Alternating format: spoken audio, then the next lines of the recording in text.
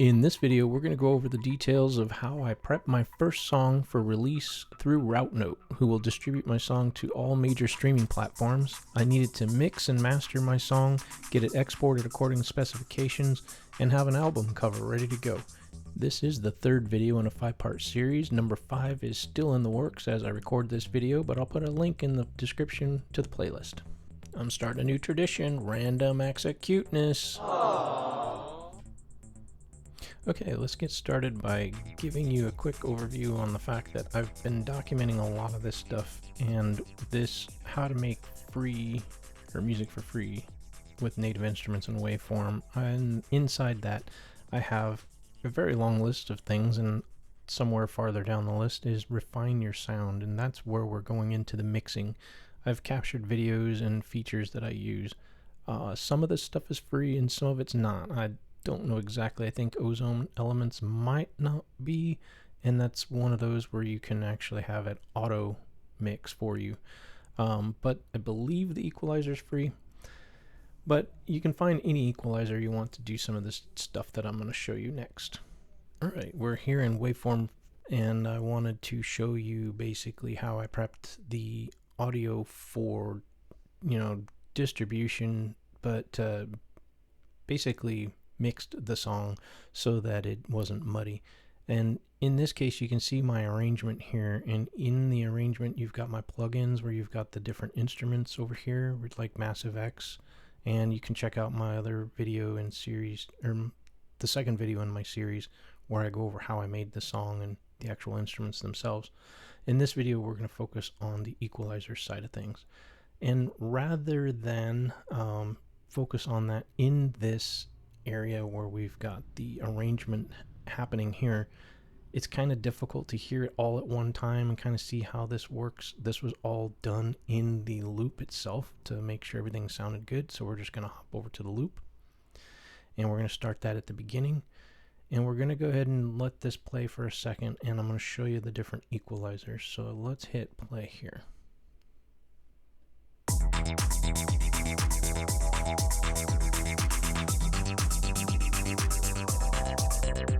Alright, so let's leave this one soloed, and I'm going to show you the equalizer, how I have it set up.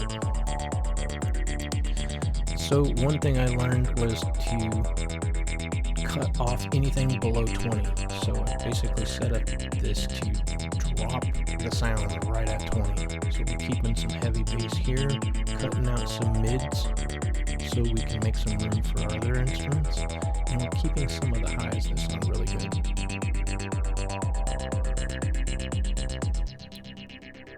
You see that fade out.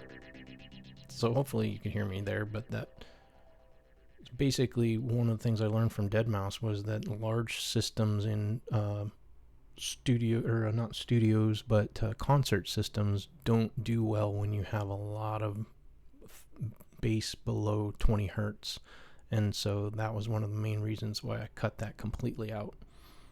That was per his recommendation. And then when you look at the equalizer here, I'm keeping all the highs on this one, so let's check this out. And you'll notice there were some lower level frequencies coming in on these shakers, and I didn't want those intruding, and so I made sure I shut them out, even though I couldn't hear them, because we can't hear anything below 20 hertz, and most home systems don't. This is exactly what deadmau5 was talking about, where this you would hear on a concert level system. If you were in a show and you were that popular, you ended up in some kind of a,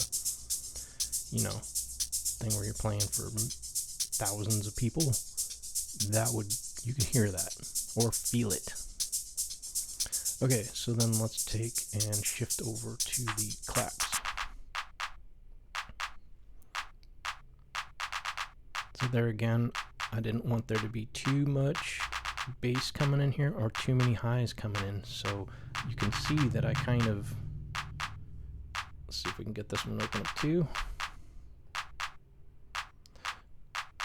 So we're just covering, let's go ahead and play them both.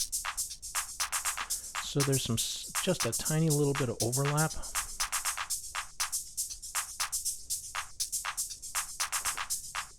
and what does overlap is pretty low on the shaker. I don't know. I'm not an expert mixer, so, or, you know, mixologist, is that what I'd be? And let's go ahead and add this one here. Here's that middle sound.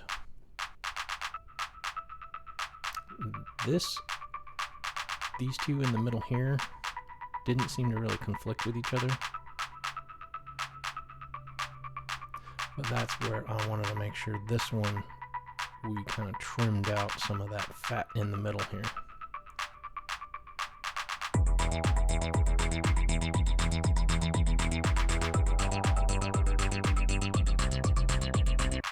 And so that just kind of makes more room for the mid-range to come through. So that's pretty much it.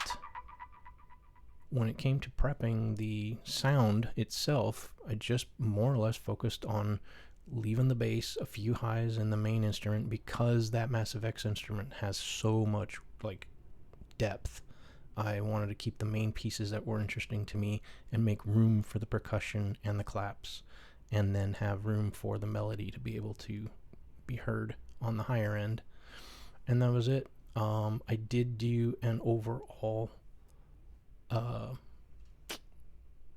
run of this Ozone Elements and used it. It basically you process this and it comes up with what it thinks is the best settings, and I went with the EDM settings. That ended up the same here, but I actually finished it or reran it on this track. So let's see what happens. No, let's not do it on this version. Let's do it over here and hit play.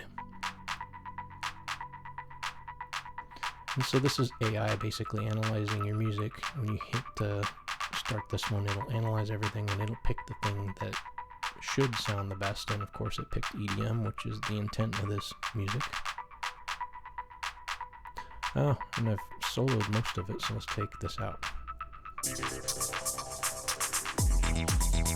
There we go, now we can see some of the bass coming in.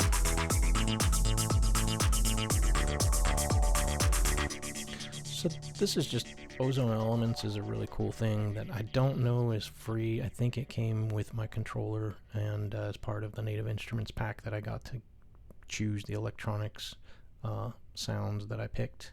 And then I think the last piece that I should show you is the exporting portion of this.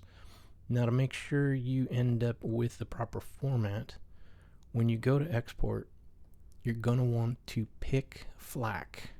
FLAC is a lossless compression, and you should pick 44 kilohertz so that you're meeting the requirements of your distribution for audio. 48 is generally for video, I guess. I don't know, but I know that they did provide the rules where the highest 16-bit FLAC with 44 kilohertz. I should say that I'm not certain on the 16-bit. I'm almost certain. But my song got approved the first time around, so clearly I had it set up technically the way that I needed to. Okay, the next thing that we're going to work on is making an image for the music label, or the actual album cover.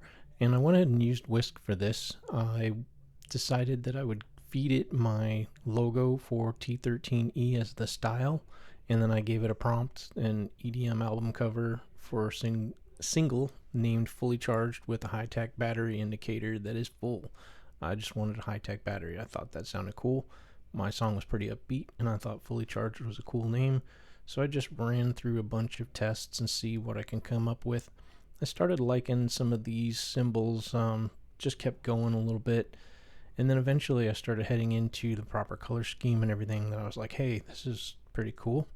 And then I started tweaking and refining that, and you can get in here and refine these prompts, and you know, it kind of sucks to work with AI to generate a good quality image, but I finally ended up with something that I was happy with, and it was actually, I think it was this one that ended up, actually this one here.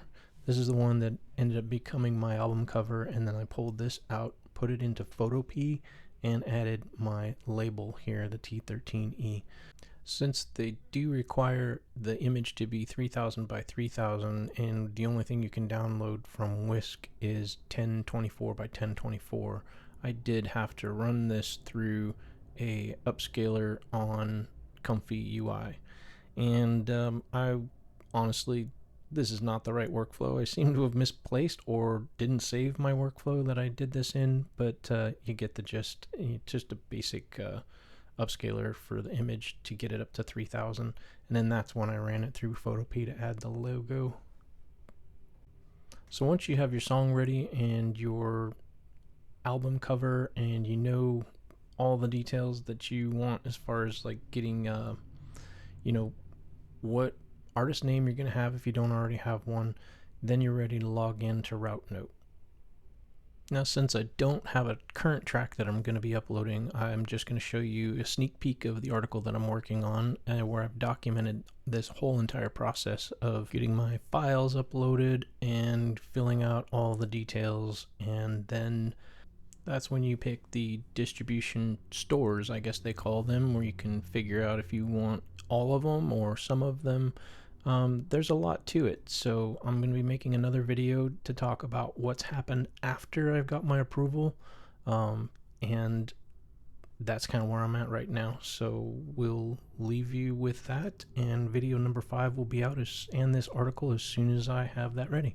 Subscribe to my channel or check out my blog at t13e.com. You can check out the technology or the music, and you can even stream my song on the platforms that it's available on right now anyway. Thanks a lot for watching.